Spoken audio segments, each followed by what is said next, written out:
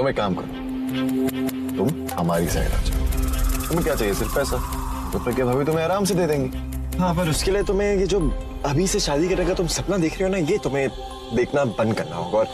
और जिस तरह तुम अभी के घर पे पल रही हो, तुम्हारा बच्चा भी वहां पल ही जाएगा। बहुत बोल रहे हो तुम दोनों, लेकिन जिसके दम पे बोल रहे हो ना, वो ज्यादा दिन घर में रहने नहीं वाली।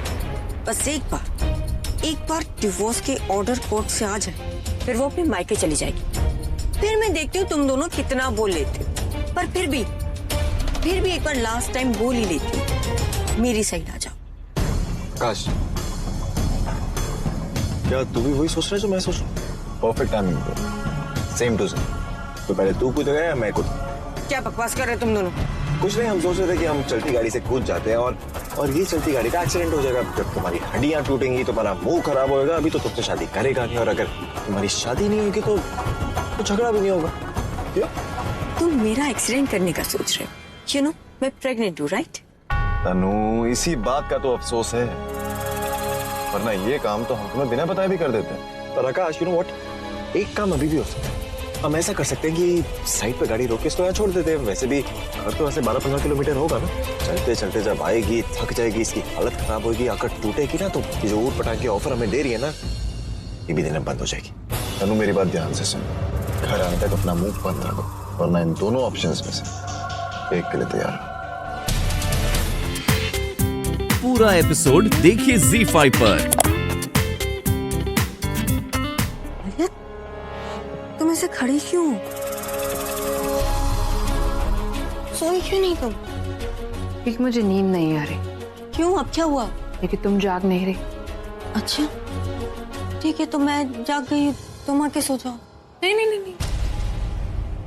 जागने से मेरा मतलब नींद में से जागना नहीं, होश में आना। सिचुएशन को समझो तनु, आगे क्या करना है ये सोचा है तुमने? तुम क्या बात कर रही, किस बारे में बात कर रही, मुझे सीरियसली कुछ समझ में नहीं आता। तनु, तुमने अपनी शादी के बारे में कुछ सोचा है, या फिर ये सोच कर बैठी हो कि डिवोर्स होगा तब उसके बाद आराम से तुम शादी करोगी? तुमने ये रियलाइज किया है कि अगर तुम ये लीगल चक्करों में पड़ी ना, तो तुम्हारी शादी कभी भी नहीं होगी। I mean, तुमने सोचा एक पल के लिए भी? उस प्रज्ञा ने कल रात तुम्हें धमकी दी थी और साथ के साथ वो वहां ऑफिस में अपनी चाल चलने के लिए पहुंच गई। सोचो अगर सच में उसके हाथ में वो डिवोर्स पेपर्स लग जाते तो क्या करती तुम? तनु, तुम सिर्फ और सिर्फ अपनी शादी के बारे में सोच रही हो, और वो तुमसे बहुत आगे निकल चुकी है और बहुत आगे की सोच रही है। तुम ये फालतू की लीगैलिटीज के बारे में सोचना बंद करो और भाई से शादी कर, गेट मैरिड। एक मिनट आलिया, तो तुम क्या कहना चाहती हो कि मैं बिना डिवोर्स के अभी से ऐसे ही शादी कर लूं? ये कैसे पॉसिबल है? ये कैसे पॉसिबल है वो मैं सोच लूंगी, मैं कुछ ना कुछ जरूर सोचूंगी। तुम बस एक सिंपल सी शादी भाई के साथ कर लो, कहीं पर मंदिर में जाकर या कोई एक मुहूर्त निकलवाओ और जल्द से जल्द शादी कर लो। और मेरे सपने जो मैंने अपनी शादी को लेके देखे थे, उसका क्या? आलिया, मैं मानती हूँ कि मैं अभी जितनी फेमस नहीं हूँ, लेकिन फेमस हूँ तो सही ना। मैं चाहती हूँ मेरी शादी धमाकेदार हो। अरे धमाकेदार के चक्कर में कहीं ऐसा ना हो कि तुम्हारी शादी में वो प्रज्ञा धमाके आके बजा दे। क्या कर रही हो यार तनु, थोड़ा सा तो सोचा करो। भाई से शादी कर लो, एक बार शादी हो जाएगी, उसके बाद कोई प्रॉब्लम नहीं रहेगी। उसके बाद ले लेना अपनी धमाकेदार वाली शादी यार, और किसी से नहीं तो मुझसे सीखो यार। I mean, पूरब से मैं शादी करना चाहती थी और उसके लिए मैंने बुलबुल को साइड में बिठाकर खुद मंडप पर बैठ गई थी। किसी को पता भी नहीं था कि मैं थी, मेरा चेहरा भी नहीं दिखा। सोचो क्या इंपॉर्टेंट है इस वक्त, भाई से शादी करना और अपना फ्यूचर सिक्योर करना, या फिर ये धमाकेदार शादी? और तुमने अपने बच्चे के बारे में सोचा है? 3 महीने में तुम्हारा ये बच्चा बाहर आ जाएगा, और सोचो अगर इसके फीचर्स निखिल से मिले, प्रज्ञा को डीएनए रिपोर्ट की भी जरूरत नहीं पड़ेगी, सबको पता चल जाएगा कि तुम्हारे पेट में बच्चा जो है निखिल का। देखो, मैं मानती हूँ तुम सही कह रही हो, लेकिन मैं अभी को कैसे मनाऊं? मैं उसे जबरदस्ती उठा के मंडप में तो नहीं लेके जा सकती ना। और ऊपर से वो प्रज्ञा, वो अभी को पता नहीं क्या क्या बोल रही, भड़का रही है, और वो मेरी बात क्यों मानेगा? मानेंगे, मैं बनवाऊंगी। मैं कुछ ना कुछ जरूर करूंगी, लेकिन तुम बस अपना ध्यान भाई के साथ शादी करने में लगाओ। अपना मन बना लो बस कि तुम्हें जल्द से जल्द भाई से शादी करनी है। तो सच में काम करिए, और फिर काम करने के बहाने मुंह छुपा रही हो ताकि मैं तुमसे कल रात के बारे में कोई सवाल ना पूछूं। मैं क्यों मुंह छुपाऊंगी? मैंने कोई चोरी थोड़ी की है। चोरी नहीं की है, लेकिन चोरी करने में तुमने मदद तो की है। आपके कहने का क्या मतलब है? मैंने कहा था उन दोनों से चोरी करने के लिए। देखिए, ना तो मैं गलत काम करती हूँ, ना गलत काम करने में किसी की मदद करती हूँ। हाँ, एक्चुअली हरिश्चंद्र को भी सच बोलने की ट्रेनिंग तुम ही ने दी है ना? हाँ दी थी, तो और चोरी की ट्रेनिंग भी तुम ही ने दी है ना? देखिए आप ये फालतू के इल्जाम लगाना बंद कर दीजिए मुझे। अच्छा तो फिर बताओ मुझे किसका फोन आया था? क्योंकि मैं जानता हूँ कि तुम उस लॉयर को नहीं जानती और निखिल तुम्हें फोन नहीं कर सकता। तो किसने तुम्हें फोन करके वापस बुलाया? वो मैं नहीं बता सकती। झूठी हो तुम।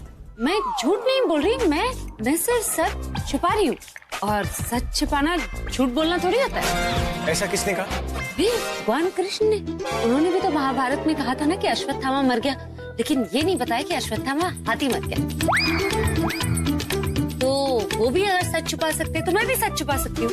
पता है तुम्हें टीचर नहीं, तुम्हें नेता होना चाहिए था। क्यों?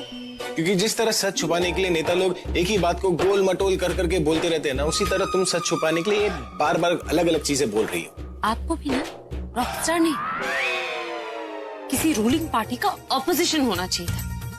क्यों? जैसे ऑपोजिशन पार्टी ना किसी सही काम को भी गलत दिखाने की कोशिश करती है, आप भी तो वही कोशिश करते हैं ना। हमेशा मुझे गलत साबित करने की कोशिश करते हैं। जब आपको पता भी होता ना कि मैं सही हूँ, तब भी यही कोशिश करते हैं कि साबित हो जाए कि मैं झूठ बोल रही हूँ या कुछ गलत कर रही हूँ। तो अपना काम करो।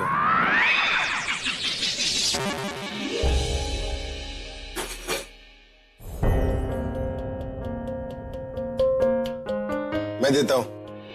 नहीं, मैं ले रही हूँ। अरे मैं दे दूंगा ना।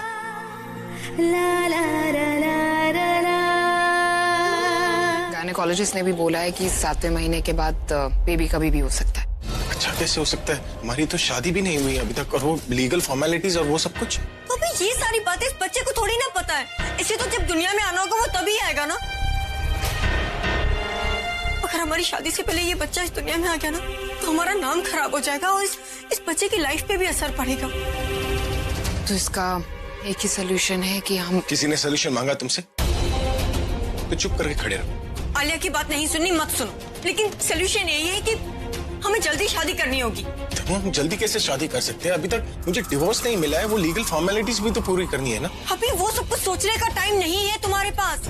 इस वक्त अगर कुछ सोच रहे हो तो सिर्फ हमारे बच्चे के बारे में सोचो।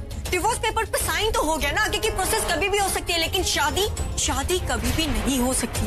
वो अभी ही करनी पड़ेगी। और अभी तुम कहो तो मैं कल ही शादी करने के लिए तैयार हूँ। कल? तनु ये शादी कोई पार्टी नहीं जो एक दिन में ऑर्गेनाइज हो जाएगी। अभी कल मैं इसलिए बोल रही हूँ क्योंकि कल पूर्णिमा है। कल का दिन बहुत अच्छा है। अगर कल हमारी शादी हो गई तो हमारी पूरी लाइफ बहुत अच्छे से निकलेगी बिना किसी प्रॉब्लम्स के। तनु एक ही दिन में शादी कैसे हो सकती है? सब कुछ ऑर्गेनाइज भी तो करना पड़ेगा ना। तुम ही तो चाहती थी कि एक लैविश वेडिंग हो। अभी अगर लेविश वेडिंग के चक्कर में रही तो हमारा बच्चा हो जाएगा और फिर हम जब शादी करेंगे तो बच्चा गोद में लेके शादी करेंगे।